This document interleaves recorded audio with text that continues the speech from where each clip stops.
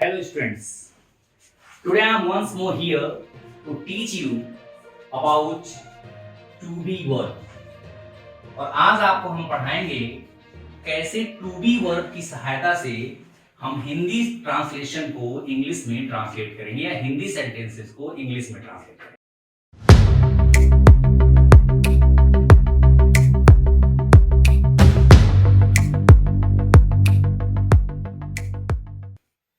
So at first I will tell you what is to be. Dear students, to be is a verb. It is a zero form of the verb, or you can say that basic form of the verb, and it means होना। Basic form verb है ये और इसका मतलब होता है होना। अब अगर हम पता करें कि टू बी वर्ब्स के कितने फॉर्म्स होते हैं, सो टू बी वर्ब्स का is, am, are, these all three are present tense form,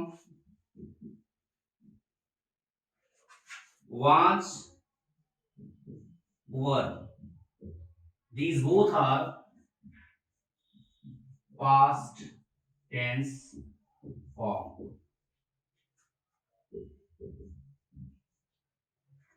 So हम आपको पढ़ाने वाले हैं कि कैसे हिंदी के सेंटेंसेस को टू बी वर्ब के हेल्प से इंग्लिश में ट्रांसलेट करेंगे। तो इसके लिए सबसे पहले मैं आपको बताऊं, एक फॉर्मेशन होता है, एक सर्टेन फॉर्मेशन होता है। अगर उस सर्टेन फॉर्मेशन पर हमारा सेंटेंस पाया जाता है तो ऐसे कंडीशन में प्रेजेंट टेंस के लिए हम इज, एम, आर में से यूज करते हैं और पास्ट टेंस के लिए वाज, वर में से यूज करते हैं। Means if sentence has been given and at the last of sentence है, who or found, in that condition is, am, are. Out of these three one will be used according as the subject. और अगर last में हमारे था थे थी है तो ऐसे कंडीशन में was verb में से हम एक को लगाएंगे according as subject। लेकिन किस फॉर्मेशन में हम इज, एम, आर लगाते हैं, किस फॉर्मेशन में वाज, वर लगाते हैं, ये जानना बहुत जरूरी है। So let me explain that one. Suppose यहां पे सब्जेक्ट है और ये सब्जेक्ट हमेशा आपका या तो नाउन होगा या तो प्रोनाउन होगा। अब इसके बाद से यहां पे या तो फिर से कोई नाउन है या एडजेक्टिव है और फिर से आपका वर्ब है और वो वर्ब क्या है हो, हूं। अगर ऐसे है, once try to understand please. हमारे हिंदी सेंटेंस के फॉर्मेशन में सबसे पहले सब्जेक्ट हो, वह सब्जेक्ट या तो नाउन या तो प्रोनाउन। नाउन और प्रोनाउन को छोड़ करके कोई भी तीसरा वर्ड सब्जेक्ट के प्लेस पे यूज नहीं हो सकता है। उसके बाद से या तो नाउन हो या एडजेक्टिव हो और लास्ट में वर्ब हो। वो वर्ब कौन सा होगा? या तो है या तो हो या तो हूं और कभी कभी है भी हो सकता है जब रिस्पेक्टिव टाइप का वर्ड यूज किया आता है। अब ऐसे फॉर्मेशन में मैं आपको एग्जांपल देता हूं कैसे ये सेट होगा। राम मेरा भाई है। अब एक ऐसा मैं एग्जांपल देने जा रहा हूं जिसमें एडजेक्टिव आता है, जैसे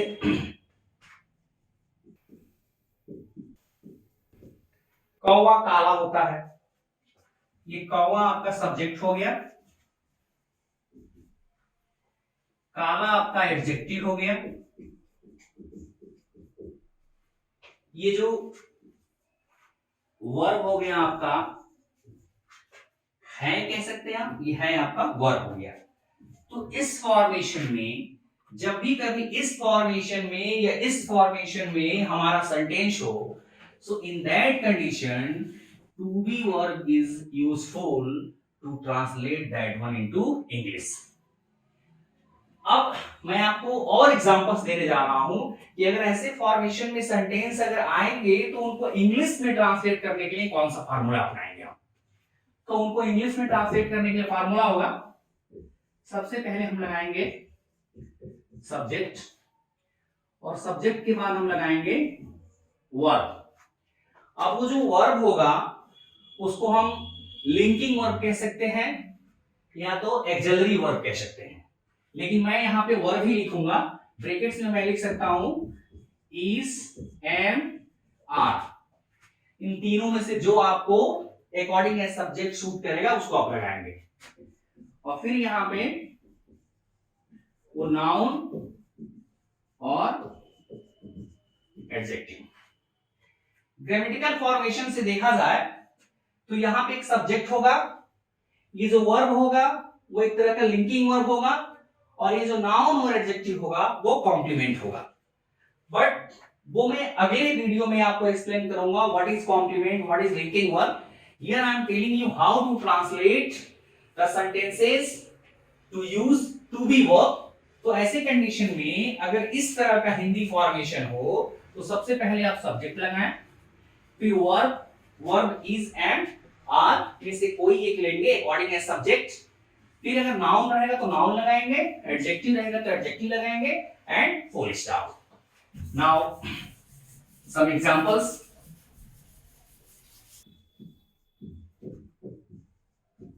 तुम एक वकील हो, हियर तुम के लिए हम क्या यूज करेंगे, यू। यू प्लूरल नंबर है, इसके लिए हम आर लगाएंगे, a lawyer, you are a lawyer. यहां पे देखिए ये सब्जेक्ट है और ये आपका यहां से नाउन हो गया और ये वर्ब। इस फॉर्मेशन मैंने आपको बताया था कि सबसे पहले आप सब्जेक्ट लगाएंगे, फिर आप क्या करेंगे कि वर्ब, वो कौन सा वर्ब, इज, एम, आर, इन तीनों में से अकॉर्डिंग एज सब्जेक्ट। फिर मैंने कहा था कि आप नाउन लगा सकते हैं और एडजेक्टिव है तो एडजेक्टिव लगा सकते हैं। यहां मैंने वही किया है। You is subject, are is verb, as you is plural number, it's why out of is and are I have written here are, and noun has been given a lawyer. Now next example with adjective. Same example दे रहे हैं आपको, कौवा काला होता है। Now sometimes students are confused whether this is present indefinite tense or only present tense. इसको हम present indefinite tense के रूल से बनाएं या टू बी के हेल्प से बनाएं। तो यहां पे अगर एडजेक्टिव हो तो टू बी के वर्ब से ही बनता है, टू बी के हेल्प से ही बनता है। कौवा काला होता है, क्रो इज ब्लैक। अगर ये नहीं लगाते हैं तब भी लिख सकते हैं आप crow is black. In both condition your sentence is correct. अब जैसे हमने कहा दूध उजला होता है, उजला मतलब सफेद होता है। फिर मिल्क इज व्हाइट। अगर मैंने कहा चीनी मीठा होता है,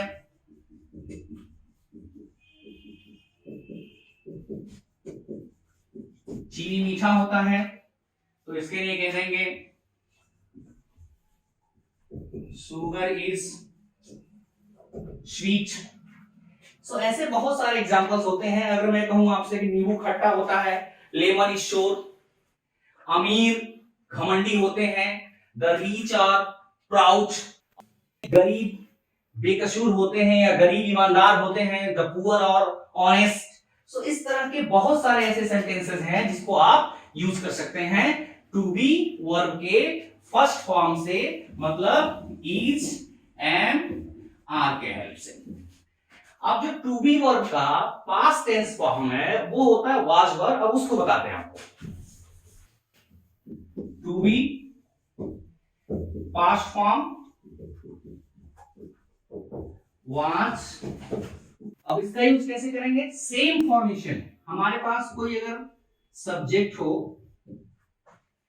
और फिर यहां पे या तो नाउन हो या एडजेक्टिव हो और फिर यहां पे वर्ब हो और वो वर्ब था, थे, थी हो। ऐसा फॉर्मेशन आए, था, थे, थी, इन तीनों के लिए ये दो शब्द यूज किए जाते हैं, was, were. Once I want to tell you that this is not where, this is verb. Was, were. Was is used for singular number, were is used for plural number.